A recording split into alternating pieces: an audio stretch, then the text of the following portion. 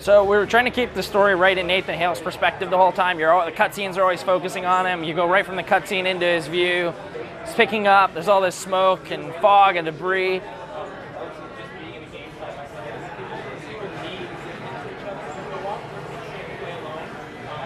So Billy's using the Marksman right now, and the Marksman's kind of our mid-range battle rifle.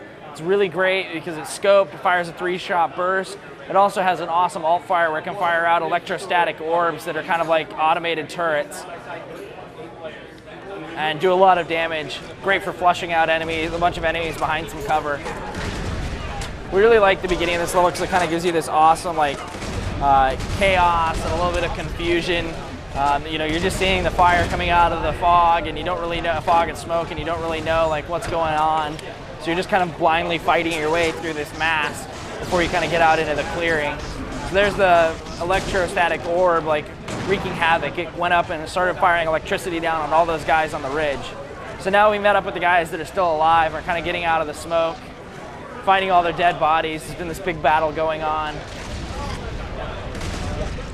We definitely have amped up the gore too. You see a lot of the blood splattered on the ground. If you use grenades on enemies, they are very apt to explode into lots of chunky pieces. We have some really visceral weapons like this Magnum. When you shoot it, the round will stay lodged in the enemy, and then you can hit the alt fire to blow it up afterwards, which is great for taking out his buddy. Just blew those guys up. Oh, throw a grenade into him, maybe. Oh, too late.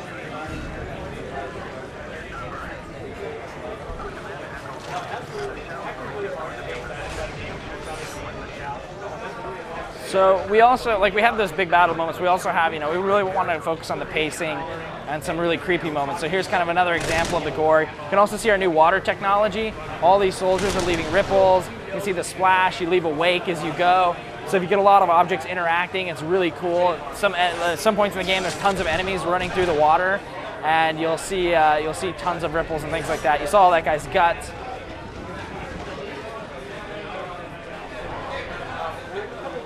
The water is also reflective and refractive too, which is really a technical challenge.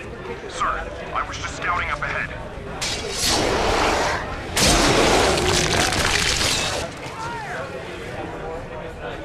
So that was the Chameleon, and this is one of our new enemies for Resistance 2.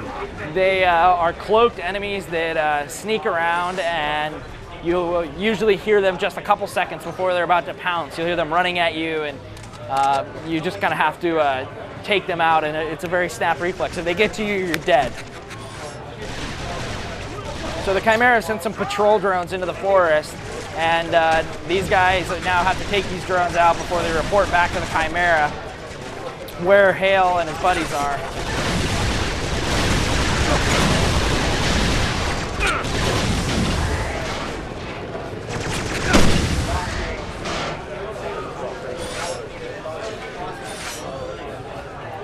You can see how like some of our tech has allowed us to make this vast forest. We have a lot of light scattering to kind of give it that forest feel.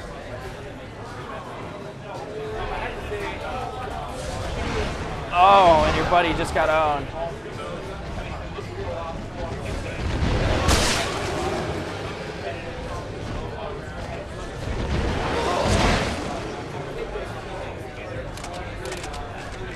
Some intense moments, and these guys don't just inhabit forests. They're in all sorts of places. So a lot of times when you least expect it, you'll hear one coming at you. Now we see this patrol drone kind of going through the forest, so maybe it'd be a good idea to follow it.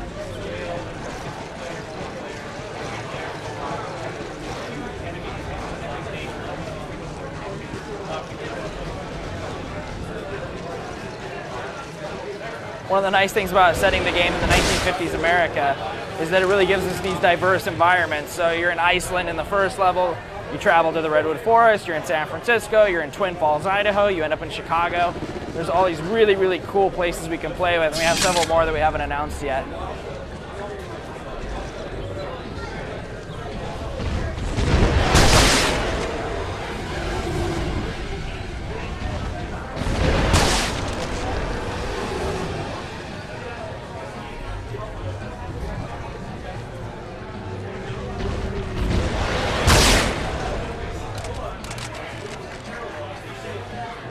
Even I'm freaking out, and I'm not even playing right now. So you see some of the God Rays. I mean, we just really have amped up the tech for R2. Spent a lot of time on it. This is one of my favorite scenes coming up here. Nice ripples from the water. I love this view right here. It's one of my, between the God Rays and the way everything looks. Now these guys are spinners, and they can't really attack you because you're immune to the Chimera virus, but the Chimera are no longer using the big conversion centers that they used in Resistance 1 in this invasion. They're sending in the spires filled with spinners who then crawl around and subdue the population and then spin them into these cocoons. These bake them into the Grims that you see later. It's kind of the fast way to turn guys around, or turn people into Chimera, even though they aren't like the armored trained soldiers. They're just kind of the mindless, hungry Grims. And later in the game, these are very fresh, but later in the game you see close to baked pods, and when you shoot them they explode and the Grim body falls out.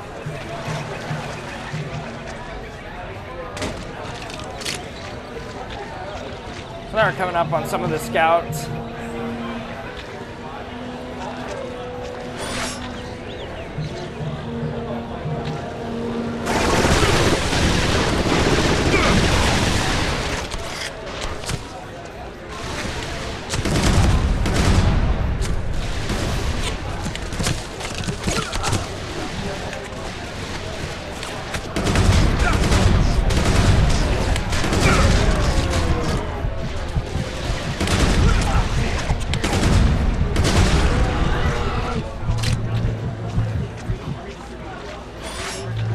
So now we're just about around to the town itself.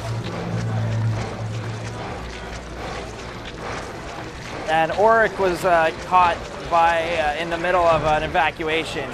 So we now have the first view of the town. We see the Chimeran battleship that's floating overhead.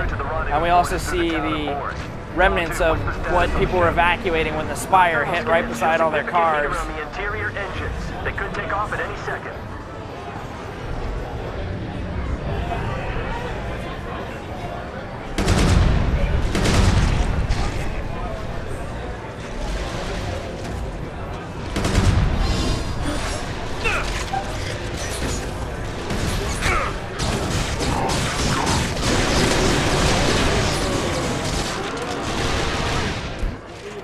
So as we come up here, we're going to run into another one of our new enemies. This is the Ravager.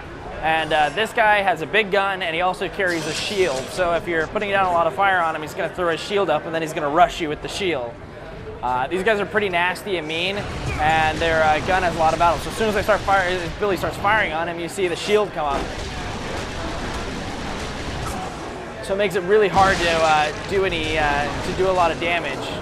Now, Billy's a pro, and has killed many Ravagers in his day. He carries the skulls around on his belt, so there's no issue for Billy when killing Ravagers. Trust me, I've seen Ted die demoing that several times today. So you can hear one of our radio broadcasts. Henry Stillman is in Philadelphia, and you'll constantly be picking up his broadcasts across the game and hearing more about what's going on in the rest of the country and how good old Henry's doing, being the only person left alive in Philadelphia. So now this is kind of where we'll end this part of the demo. This is one of our big battles with one of the Titans, and we've given the Titans quite of a facelift from the first game, just like all the enemies, but they still can pack quite the punch.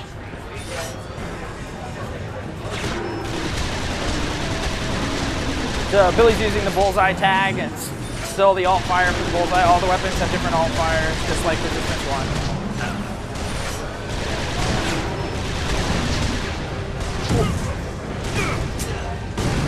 1. Stick an air fuel grenade on him. So now Billy's gonna go and grab the Lark, everyone's favorite R1 weapon. And the Lark's secondary fire now fires off a whole storm of mini rockets.